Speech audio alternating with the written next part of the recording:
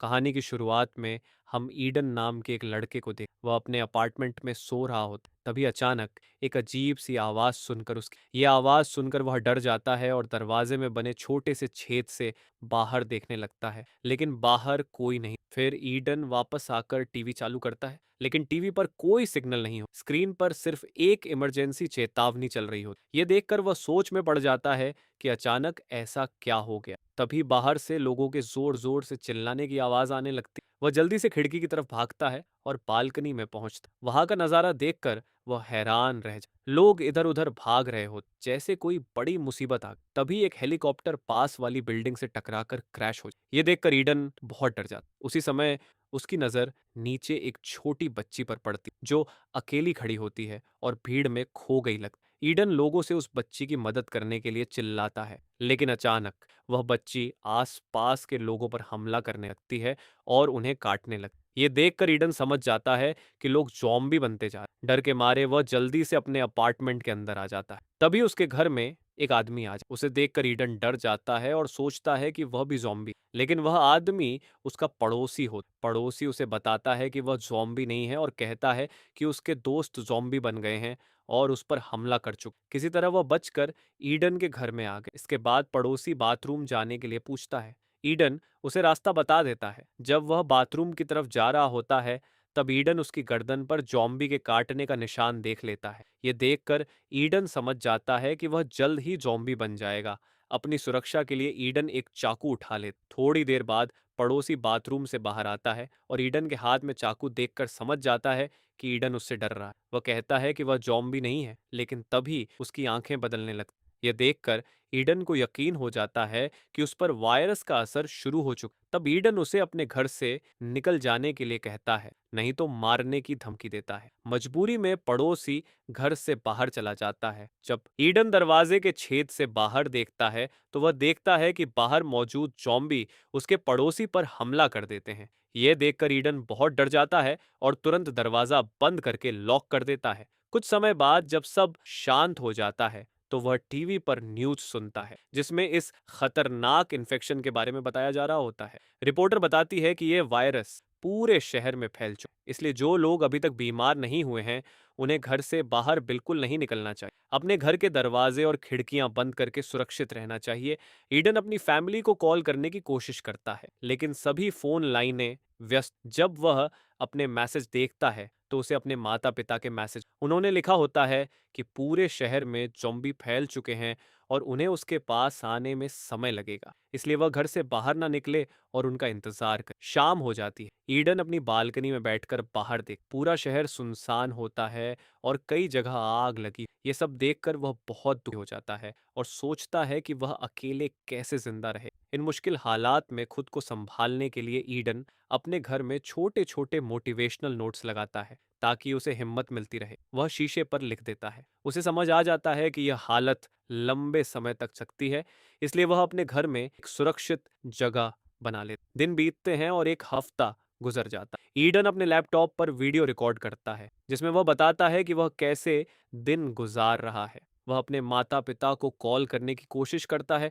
लेकिन फोन में सिग्नल नहीं आता। धीरे धीरे उसे अकेलापन में एक दिन उसे पता चलता है कि घर में पानी नहीं है। उसके पास खाना भी कम बचा होता है, इसलिए वह थोड़ा थोड़ा खाकर वह शहर के बीच अकेला फंसा होता और उसे बाहर की दुनिया के बारे में कुछ। एक दिन जब वह लैपटॉप पर कुछ देख रहा होता है, उसे कोई आवाज। वह अपनी सुरक्षा के लिए एक बेसबॉल बैट उठा लेता। तभी छत के वेंटिलेशन से एक संक्रमित लड़की अंदर कूद जाती। ईडन छिप जाता है। जब वह लड़की उसकी तरफ बढ़ती है, तो वह मौका देखकर पीछे से उस पर हमला कर दे। लड़की वहीं मर जाती है। इसके बाद वह जल्दी से उस रास्ते को बंद कर देता है, ताकि कोई और अंदर ना आ सके। दिन ऐसे ही गुजरते रहते हैं और ईडन किसी तरह जिंदा रहने की कोशिश करता रहता है। एक दिन जब वह वीडियो बना रहा होता है, तभी उसके फोन पर घंटी बजती। वह फोन उठाता है और देखता है कि उसकी माँ का वॉइस मैसेज आया है। उसकी माँ बताती है कि वे लोग शहर के पास पहुंच चुके हैं और कुछ ही घंटों में उसके पास आ जाएंगे। लेकिन तभी कुछ संक्रमित लोग उन पर हमला कर दे। मैसेज के आखिरी सेकंड्स में ईडन अपने माता पिता की चीखें सुनता है और फिर मैसेज बंद हो। यह सुनकर ईडन समझ जाता है कि उसके माता पिता अब वह बहुत रोता है, क्योंकि अब उसके पास जीने की कोई वजह नहीं। वह एक बेसबॉल बैट उठाता है और घर से बाहर निकलने का फैसला करता। बाहर निकलते ही उसे बहुत सारे संक्रमित लोग दिखाई देते। तभी उसकी नजर अपने पड़ोसी पर पड़ती है, जो अभी जिंदा है लेकिन बुरी तरह। वह ईडन पर हमला नहीं कर सकता। इसके बाद ईडन बिल्डिंग से बाहर निकलने का रास्ता ढूंढने लगता है। एक दिन ईडन बाहर निकलने की कोशिश करता है, लेकिन उसे कोई रास्ता नहीं मिलता क्योंकि हर जगह ज़ॉम्बी खड़े होते। ये देखकर उसे समझ आ जाता है कि वह इतनी आसानी से वहां से नहीं। वह जल्दी से वापस अपने अपार्टमेंट में भागता है। तभी ज़ॉम्बी उस पर हमला कर देते हैं, लेकिन वह किसी तरह बचकर अंदर जाकर वह फ्रिज को दरवाजे के सामने लगा देता है ताकि ज़ॉम्बी अंदर ना आ सके। अब मजबूरी में उसे फिर से घर में अकेले रहना पड़ा। कई हफ्तों तक अकेले रहने से वह पूरी तरह। तभी पूरे शहर की बिजली भी चली जाती। ये देखकर वे और ज्यादा परेशान हो। वह सोचने लगता है कि अब कैसे जिए। न खाना है, न पानी, न सिग्नल और न ही वह खुद को बहुत अकेला महसूस। फिर वह अपना लैपटॉप चालू करता है और एक वीडियो रिकॉर्ड करता है। वह कहता है कि वायरस फैले हुए 42 दिन हो उसने जीने की बहुत कोशिश, लेकिन अब वह पिछले 2 दिनों से उसने कुछ खाया पिया भी नहीं। वह सोचता है कि ऐसे जीने से अच्छा है कि वह अपनी जान दे। जैसे ही वह खुद को फांसी लगाने वाला होता है, तभी उसकी नजर सामने की बिल्डिंग पर जाती है। वहां उसे एक लड़की दिखाई देती है। इतने दिनों बाद किसी इंसान को देखकर उसे जीने की उम्मीद मिलती, लेकिन तभी उसका पैर फिसल जाता है और वह लटक जाता है। रस्सी टूट जाती है और उसकी जान बच जाती है। इसके बाद वह तुरंत खिड़की के पास जाता है और उस लड़की को ध्यान से देखने लगता है। 42 दिनों बाद किसी इंसान को देखकर उसे यकीन नहीं होता। तभी वह लड़की भी उसे देख लेती, लेकिन वह उसे ज़ॉम्बी समझकर जल्दी से पर्दा बंद कर देती है। अगले दिन ईडन फिर खिड़की के पास जाता है। इस बार वह जल्दी से एक पेपर पर लिखकर लड़की को दिखाता है। ये देखकर लड़की समझ जाती है कि वह इंसान है, ज़ॉम्बी नहीं। लड़की खुश हो जाती है। फिर ईडन पेपर पर अपना नाम लिख। लड़की भी अपना नाम ईवा बताती है। ईवा पूछती है कि क्या उसके पास खारात को। ईडन को बहुत ज्यादा भूख लगती। जब उसे खाने के लिए कुछ नहीं मिलता तो वह टूथपेस्ट खाकर काम चल। थोड़ी देर बाद तेज बारिश शुरू हो जाती है। ईडन बारिश का पानी जमा करने के लिए बाहर बर्तन रख देता है और खुद भी 42 दिनों बाद बारिश में नहाता है। इतने दिनों में उसकी दाढ़ी काफी बढ़ गई होती है, इसलिए वह उसे काट कर ठीक कर लेता है। अगले दिन ईडन साफ सुथरा होकर लड़की के सामने आता है। लड़की, जिसका नाम ईवा है, उसे देखकर उसे पसंद करने लगती है। ईडन एक कटोरे के साथ रस्सी बांधकर ईवा के अपार्टमेंट की तरफ फेंकता है, जिसे ईवा पकड़ लेती है। फिर ईडन उसी रस्सी से 2 पानी की बोतलें बांधकर उसकी तरफ भेज, लेकिन बोतल सामने लगी जाली से टकराकर आवाज कर देती। इस आवाज को नीचे खड़ा एक जॉम्बी सुन लेता है और वह ईवा के अपार्टमेंट की तरफ चढ़ने लगता। ईडन उसे देख लेता है और उसका ध्यान हटाने के लिए बोतल उठाकर उसके सिर पर मारता है। जॉम्बी गुस्सा होकर अब ईडन की तरफ बढ़ता है और उसके अपार्टमेंट पर चढ़ने लगता है। ईडन तुरंत बेसबॉल बैट उठा लेता है और जैसे ही जॉम्बी ऊपर आता है, वह उसे मारकर खत्म कर देता। कुछ देर बाद रात हो जाती है और ईडन की भूख और बढ़ जाती। अब वह और सहन नहीं कर सकता, इसलिए खाने की तलाश में पड़ोसी के घर जाने का फैसला करता। जैसे ही वह बाहर निकलता है, उसे अपने पड़ोसी की लाश दिखती है। वह उसकी जेब चेक करता है और उसे घर की चाबियां मिल जाती हैं। तभी उसे कुछ ज़ॉम्बियों के आने की आवाज सुनाई देती है। वह फंस जाता है, लेकिन समझदारी से काम लेते हुए वह पड़ोसी की लाश के साथ लेट जाता है और खुद को मरा हुआ दिखाता है। ज़ॉम्बी उसे छोड़कर आगे निकल जाते हैं। इसके बाद ईडन धीरे धीरे पड़ोसी के घर में अंदर जाकर वह देखता है कि एक लड़की बेड पर पड़ी है। वह डरते हुए पहले उसके ऊपर हेलमेट गिराता है, ये देखने के लिए कि वह जिंदा है या नहीं। जब वह नहीं हिल तो ईडन समझ जाता है कि वह मर चुका। फिर ईडन किचन में जाता है, जहां उसे थोड़ा खाना मिल। घर की जांच करते हुए उसे और भी जरूरी सामान मिल जा। ने पीने के लिए कुछ है। ईडन बताता है कि खाने के लिए कुछ नहीं, लेकिन पानी बहुत है। तभी ईवा देखती है कि उसके घर के दरवाजे के पास ज़ॉम्बी आ गए हैं, इसलिए वह जल्दी से पर्दा बंद कर देती है। जाने से पहले ईडन पेपर पर लिखकर पूछता है कि क्या वे कल फिर ऐसे ही बात कर सकते हैं। ईवा हाँ कहती है और वहां से चली जाती। ईडन एक बोरी उठाकर बाहर निकलने ही वाला होता है, तभी एक ज़ॉम्बी उस पर हमला कर देता। ज़ॉम्बी उसे काटने ही वाला होता, लेकिन ईडन जल्दी से एक टेबल लैंप उठाकर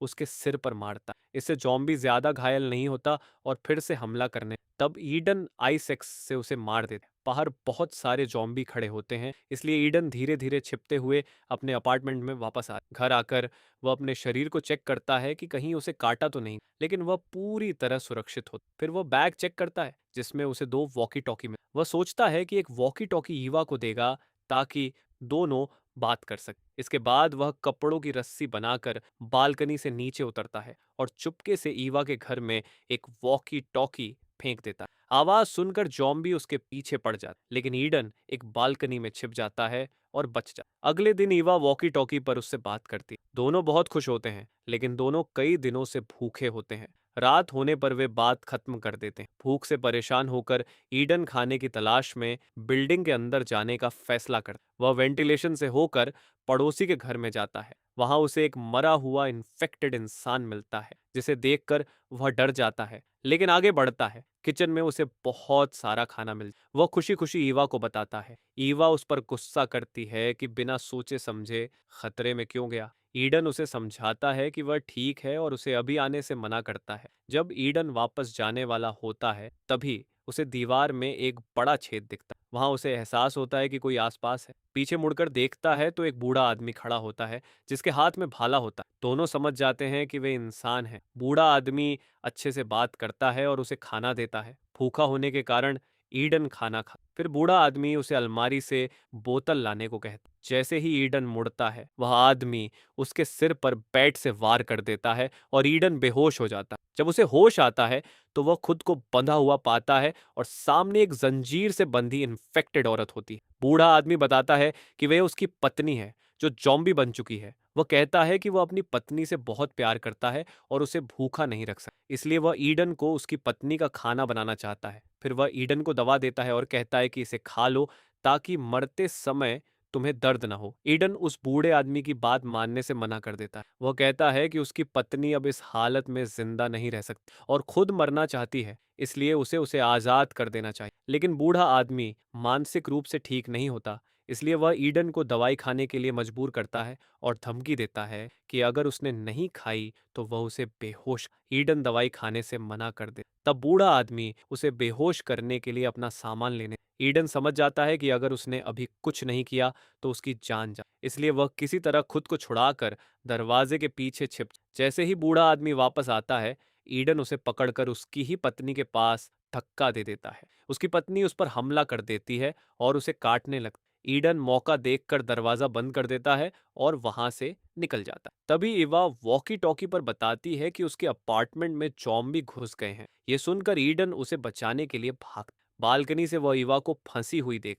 ईडन चादरों की रस्सी बनाकर नीचे उतरने की कोशिश करता है, लेकिन वह गिर जाता है। तभी एक जॉम्बी उस पर हमला करता है। ईडन शॉटगन से उसे मार देता, लेकिन गोली की आवाज सुनकर बाकी जॉम्बी भी आ जाते हैं। ईडन भागकर ईवा के अपार्टमेंट की ओर जाता है। ईवा उसके लिए रस्सी फेंकती है और वह चढ़ने लगता है। तभी एक जॉम्बी भी पीछे चढ़ने लगता है। ईडन समझदारी से बालकनी में कूदता है और रस्सी काट देता है, जिससे जॉम्बी नीचे गिरकर मर जाता। इसके बाद ईवा भी नीचे कूदकर ईडन से मिल जाती है। दोनों तय करते हैं कि यहाँ रुकना सुरक्षित नहीं है और वहां से निकलने लगते। दरवाजे पर पहुंचकर वे चालाकी से दरवाजा खोलते हैं और पीछे छिप जाते। जॉम्बी अंदर चले जाते हैं और दोनों बाहर निकल जाते हैं। ईडन दरवाजे का लॉक तोड़ देता है ताकि जॉम्बी बाहर ना आ सके। रास्ते में एक और जॉम्बी हमला करता है। लड़ाई के बाद ईवा उसे मार देती है। दोनों आगे बढ़ते हैं और कई जॉम्बी को हराते हुए अपने अपार्टमेंट के पास। तभी एक बहुत ताकतवर जॉम्बी आ जाता है। ईडन ईवा को अंदर भेज देता है और खुद उससे लड़ता है। फिर वह अंदर आकर